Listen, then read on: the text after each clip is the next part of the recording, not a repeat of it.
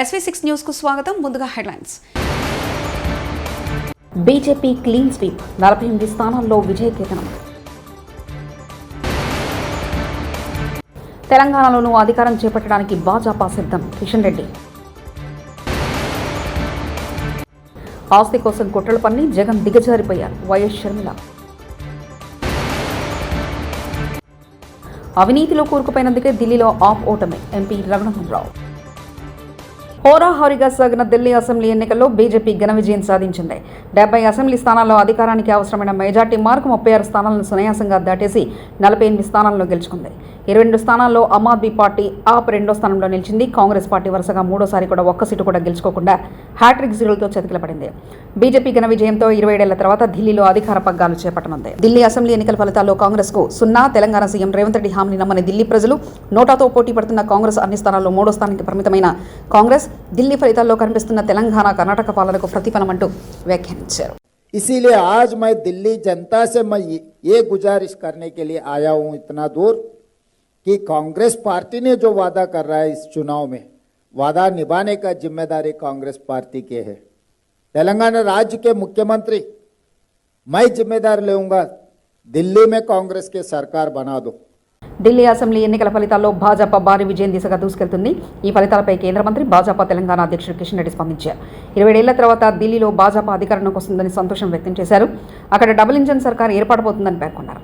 ఢిల్లీ ఓటర్లకు శుభాకాంక్షలు తెలిపారు. దక్షిణ భారతదేశంలో భాజపాకు మంచి వాతావరణం ఉందన్నారు. కర్ణాటక, తెలంగాణలోనూ తమ పార్టీ అధికారంలోకి వస్తుందని ఆకాంక్షించారు. ఒక సమర్థవంతమైన నాయకత్వానికి గతంలో జరిగినటువంటి హర్యానా ఎన్నికల్లో గాని, ఇటీవల జరిగినటువంటి మహారాష్ట్ర ఎన్నికల్లో గాని, ఈనాడు వస్తున్నటువంటి ఢిల్లీ ఫలితాలు గాని చాలా అద్దం పడతా ఉన్నాయి. తెలంగాణలో కూడా మనం అధికారం చేజిక్చుకోవడం కోసం సిద్ధంగా ఉండాలి. తెలంగాణ ప్రజలు కూడా భారతీయ జనతా పార్టీకి పట్టం కట్టడం కోసం సిద్ధంగా ఉన్నారు. కాబట్టి కార్యకర్తలు అందరూ కూడా మనము శాసన మండలి ఎన్నికలు గాని, స్థానిక సంస్థల ఎన్నికలు గాని, రేపు రాబోయేటువంటి రాజకీయ పరిస్థితుల్లో భారతీయ జనతా పార్టీ అందరూ కూడా కలిసికట్టుగా ఒక బలమైనటువంటి రాజకీయ వ్యవస్థగా ఇప్పటికే మనం నిలబడ్డాము. తెలంగాణ ప్రజలను మరొకసారి మనము మరి తప్పకుండా వారికి ధన్యవాదాలు తెలియజేయాలి. గత పార్లమెంట్ ఎన్నికల్లో 8 స్థానాలు మనకి ఇచ్చి ఒక ఆశీస్సులు అందజేశారు నరేంద్ర మోడీ గారి నాయకత్వంలో. రానున్న రోజుల్లో కూడా నరేంద్ర మోడీ గారి నాయకత్వంలో పార్లమెంట్ లో చెప్పారు ప్రధానమంత్రి గారు, మేము వచ్చి ఇప్పుడే 3 సార్లు అయింది, ఇంకా రానున్న రోజుల్లో చాలా ఉందని చెప్పారు. కాబట్టి మనం 3 సార్లు అధికారంలోకి వచ్చాము, 3 సార్లు మాత్రమే. ఇంకా రానున్న రోజుల్లో ఈ దేశాన్ని 2047లో ఏదైతే ఒక వికసిత్ భారత్ గా అభివృద్ధి చెందిన దేశంగా మనం అభివృద్ధి చేయాలనుకుంటున్నామో దానికి ఇంకా మనం చేయాల్సింది చాలా ఉంది. దేశ ప్రజలు కూడా మన పట్ల విశ్వాసంతో ఉన్నారు. రాబోయే రోజుల్లో దేశవ్యాప్తంగా భాజపా ప్రభుత్వాలు ఏర్పడుతున్నాయని కేంద్ర హోంశాఖ సహాయ మంత్రి బండి సంజయ్ అన్నారు. హైదరాబాద్ గోల్కొండ హోటల్లో భాజపా ఎమ్మెల్సీ ఎన్నికల సన్నాహ సమావేశానికి హాజరైన ఆయన ఢిల్లీ అసెంబ్లీ ఎన్నికల ఫలితాలపై స్పందించారు. ఢిల్లీ ప్రజలు చీపురుతో ఆమ్ ఆద్మీ పార్టీని ఊడ్చేశారని, ప్రజాస్వామ్యబద్ధమైన పాలన కోరుకుంటున్నారని స్పష్టం చేశారు. తెలంగాణలో కూడా అధికారంలోకి వస్తామని ధీమా వ్యక్తం చేశారు. రాష్ట్రంలో జరుగుతున్న 3 ఎమ్మెల్సీ స్థానాల్లో భాజపా విజయం సాధిస్తుందని బండి సంజయ్ ఆశాభావం వ్యక్తం చేశారు. మాకు జైలు రాజ్యం మాకొద్దు, మాకు ప్రజాస్వామ్యబద్ధంగా పాలన కావాలి. ఒక నీతి నిజాయితీవంతుడైనటువంటి నరేంద్ర మోడీ గారి నేతృత్వంలో ఈ దేశంలో ఏ విధంగా నీతివంతమైన పాలన జరుగుతుందో, ప్రజాస్వామ్యబద్ధంగా పాలన జరుగుతుందో అటువంటి పాలన ఢిల్లీలో రావాలని చెప్పి ప్రజలందరూ ఆలోచించారు. అందుకే చీపుడుతో మొత్తం ఊడ్చి సాఫ్ చేసినటువంటి పరిస్థితి ఇలా ఢిల్లీలో చూస్తున్నాం. వారు వన్ సైడ్ విధంగా ఇలా భారతీయ జనతా పార్టీకి అనుకూలంగా ఇలా ఫలితాలు వస్తున్నాయి.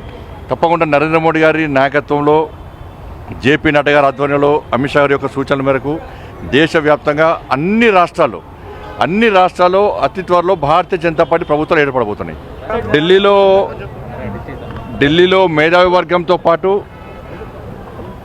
సామాన్య ప్రజలతో పాటు మేధావి వర్గం అంతా కూడా భారతీయ జనతా పార్టీకి ఓటేసింది. ముఖ్యంగా ఉద్యోగస్తులు అందరూ కూడా భారతీయ జనతా పార్టీకి ఓటేశారు. కాబట్టి ఢిల్లీ మాదే, నెక్స్ట్ జరిగేటువంటి ఎమ్మెల్సీ ఎన్నికలు కూడా మాయే. ఇక్కడ కూడా మేధావి వర్గానికి అప్పీల్ చేస్తా ఉన్నా, ఉపాధ్యాయులకు అప్పీల్ చేస్తా ఉన్నా, నిరుద్యోగ యువతకు అప్పీల్ చేస్తా ఉన్నా. ఎమ్మెల్సీలో ప్రశ్నించేది భారతీయ జనతా పార్టీ. అధికార పార్టీకి ఓటేస్తే ప్రశ్నిస్తే సస్పెండ్ చేస్తారు పార్టీలోకి వెళ్ళి. ఇలా ప్రశ్నించేది భారతీయ జనతా పార్టీ.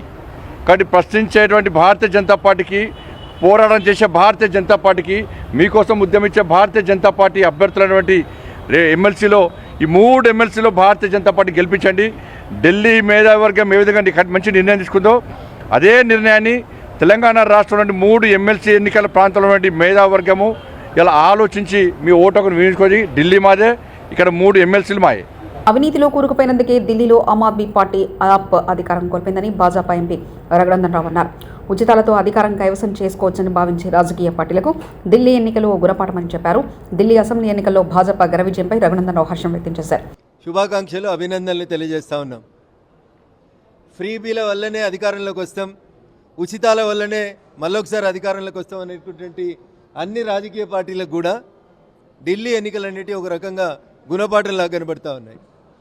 అవినీతికి వ్యతిరేకంగా ఉద్యమాన్ని ప్రారంభించి అవినీతి ఊబిలో కూరుకుపోయింది కాబట్టే ఆమ్ ఆద్మీ అనేటువంటి పార్టీ ఈరోజు ఢిల్లీ లోపల ఈ రకమైనటువంటి ఫలితాలని ఫేస్ చేయాల్సినటువంటి పరిస్థితి వచ్చింది. భారతీయ జనతా పార్టీ ఇష్యూ బేస్డ్గా కొట్లాడుతూ ఉన్నాం, సమస్యల్ని చాలా స్పష్టంగా ఐడెంటిఫై చేసి మాట్లాడుతూ ఉన్నాం. రఘునందన్ రావు అనే ఎంపీకి ప్రెసిడెంట్ స్పీచ్ మీద మాట్లాడే అవకాశం ఇస్తే బీసీల కోసం బీసీ రిజర్వేషన్లో ఈ రాష్ట్ర ప్రభుత్వం 10% మైనార్టీలకు ఇచ్చి బీసీలకు అన్యాయం చేయబోతుంది అని చెప్పి గలమెత్తి నిండు పార్లమెంటు వేదికగా ఈ దేశ ప్రజలందరికీ తెలంగాణలో కాంగ్రెస్ పార్టీ చేస్తున్న అన్యాయాన్ని చాటి చెప్పేందుకు గొంతెత్తినటువంటి ఒకే ఒక పార్టీ భారతీయ జనతా పార్టీ తప్ప ఇంకొకటి కాదు. రేపు కూడా ఈ 10% బీసీల రిజర్వేషన్లకి కోతబెట్టి మైనార్టీలకు ఇవ్వబోతున్నటువంటి ఈ రిజర్వేషన్లని అడ్డుకునేటువంటి శక్తి ఉన్నటువంటి ఒకే ఒక పార్టీ ఏదైనా ఉందంటే అది కేవలం భారతీయ జనతా పార్టీ మాత్రమే. నేను ఇవాళ అడుగుతున్న మహారాష్ట్ర ఎన్నికలలో కన్ఫ్యూజన్ అయింది, గందరగోళం అయిందని నిన్న మాట్లాడినటువంటి రాహుల్ గాంధీ, నీ 10 జనపదులు నీ ఏఐసిసి ఆఫీసులున్న ఢిల్లీలో నీకు వచ్చిన ఓట్ల శాతం 5, సింగిల్ డిజిట్ కన్ఫైన్ అయింది కాంగ్రెస్ పార్టీ. ఢిల్లీలో కాంగ్రెస్కి ఇవాళ వచ్చిన ఎన్నికల ఫలితాల్లో వచ్చిన ఓట్ల శాతం 5. ఢిల్లీలో కాంగ్రెస్కి వచ్చిన సీట్లు గాడిద గుడ్డు, వచ్చిన ఓట్లు 5%. అందుకని దయచేసి ఏది పడితే అది మాట్లాడతాం, మైక్ ఉన్నదని నోటుకొచ్చినట్టు మాట్లాడతాం. మహారాష్ట్రలో ఎలక్షన్లలో ఏమైంది, మన పార్లమెంట్లో మేము సమాధానం చెప్పినాం. ఏ అసెంబ్లీలో ఎన్ని ఓట్లు పెరిగినాయి, ఓట్లు పెరిగిన చోట కాంగ్రెస్ ఎన్ని గెలిచింది, బీజేపీ ఎన్ని గెలిచింది అని చెప్పినాం. ఊర్లు కూడా తెలుసుకో, గ్రామ పంచాయతీ ఎన్నికలకి ఓట్లు పెరుగుతాయి. పార్లమెంట్ కంటే, అసెంబ్లీ కంటే సర్పంచ్ ఎలక్షన్లకు వచ్చేసరికి జగన్మోహన్ రెడ్డి తన డిక్షనరీ నుంచి విలువలు, విశ్వసనీయత అనే పదాలను ఎప్పుడూ తీసేశారని ఆయన సోదరి కాంగ్రెస్ ఏపీ అధ్యక్షులు వైఎస్ షర్మిల విమర్శించారు. షర్మిల మాటలన్నీ అబద్ధాలని మీడియా ముందు చెప్పమని విజయసాయిరెడ్డిపై జగన్ ఒత్తిడి తెచ్చారని మండిపడ్డారు. సొంత తల్లి మీద కేసు పెట్టిన జగన్కు అసలు విశ్వసనీయత అంటే అర్థమే తెలియదంటూ ఆమె ఘాటుగా స్పందించారు. నాకు చెప్పడం జరిగింది, షర్మిలమ్మ అబద్ధాలు చెప్తుంది అని చెప్పమని అడిగినట్లు విజయసాయిరెడ్డి గారు చెప్పారు. జగన్మోహన్ రెడ్డి గారు ఏం మాట్లాడాలో, ఏ పాయింట్లు మాట్లాడాలో నేనే డిక్టేట్ చేస్తాను, నువ్వు నోట్ చేసుకో అని సాయిరెడ్డి గారితో చెప్పారట. తర్వాత సాయిరెడ్డి గారు ఆ ప్రెస్ మీట్ సాయిరెడ్డి గారు వివరంగా చెప్పేసరికి నా వివిడ్ ఇమాజినేషన్తో నేను ఊహించుకునేసరికి నాకే చాలా బాధేసింది. జగన్మోహన్ రెడ్డి గారు ఎంతలా దిగజారిపోయారు. ఒక పక్కేమో జగన్మోహన్ రెడ్డి గారు క్యారెక్టర్ గురించి డైలాగులు చెప్తున్నారు. అసలు జగన్మోహన్ రెడ్డి గారు క్యారెక్టర్ అంటే ఏమిటో అన్న పదానికి అర్థం కూడా మర్చిపోయారు కాబోలు అని నేను అనుకుంటున్నాను. ఒక పక్క సాయిరెడ్డి గారు రాజశేఖర రెడ్డి గారి కోరిక భిన్నంగా నన్ను అబద్ధం చెప్పమంటున్నారు, నాకు వీలు కాదు, నన్ను వదిలేయండి అని బ్రతిమాలుకుంటున్నా మీరు ఒప్పుకోకుండా అబద్ధం చెప్పమని ఒత్తిడి చేశారు. ఇది జగన్మోహన్ రెడ్డి గారి గొప్ప క్యారెక్టర్. ఏ అబద్ధాన్ని ఎంత అందంగా చెప్పాలి అని ముఖ్యమంత్రి హోదాలో ఉన్న వ్యక్తి డిక్టేషన్ ఇచ్చారట. ఇది జగన్మోహన్ రెడ్డి గారి మహోన్నతమైన క్యారెక్టర్. రాజశేఖర రెడ్డి గారి 2 బిడ్డలకు అన్ని ఆస్తులలో సమాన వాటా ఉండాలి అన్నది రాజశేఖర రెడ్డి. కర్నూలు జిల్లా ఆదోని మండలం దిబ్బనకల్లో భాజపా ఎమ్మెల్యే పార్థసారథి పారిశుద్ధ కార్మికుడి అవతారం ఎత్తారు. శనివారం గ్రామంలో పర్యటించిన ఆయనకు మురుగు కాలువలు శుభ్రం చేయడం లేదని, దుర్వాసన దోమలతో రోగాల బారిన పడుతున్నామని స్థానికులు ఫిర్యాదు చేశారు. దీంతో ఆయన పారచేత పట్టి మురుగు కాలువలో పూడిక తీశారు. స్థానిక పంచాయతీ కార్యదర్శి పనితీరుపై అసంతృప్తి వ్యక్తం చేశారు.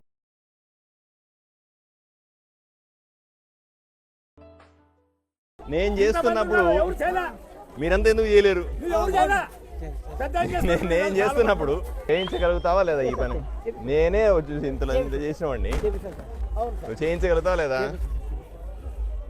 నువ్వు వాడి మీద నీ మీద చెప్తూ ఉంటే వీళ్ళంతా ఏమైపోతారు? ఈ బిడ్డలు చూడు ఏమవుతుంది? మన బిడ్డలే కదా వాళ్ళు. ఇట్లా మురుగుట్లో ఎట్లా ఉంటారు అర్థమైనా? అది చూపించడానికి నేను చేశాను ఈ పని. రోజుకు 1 గంట జనాల దగ్గర చేయిస్తే ఊర్లో నీ మీద కంప్లైంట్లు ఉంటున్నా.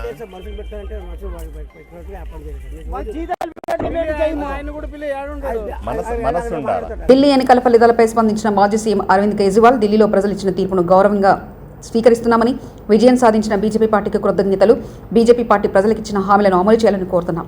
మేము కేవలం ప్రతిపక్ష పాత్రనే కాకుండా ప్రజల కష్టసుఖాల్లో పాలు పంచుకుంటామంటూ అరవింద్ కేజ్రీవాల్ వ్యాఖ్యానించారు. निर्णय सर माथे पर मैं भारतीय जनता पार्टी को इस जीत के लिए बहुत बहुत बधाई देता हूं और मैं उम्मीद करता हूं कि जिस उम्मीद के साथ और जिस आशा के साथ लोगों ने उनको बहुमत दिया है वो उन सभी उम्मीदों और आशाओं पे पूरा उतरेंगे.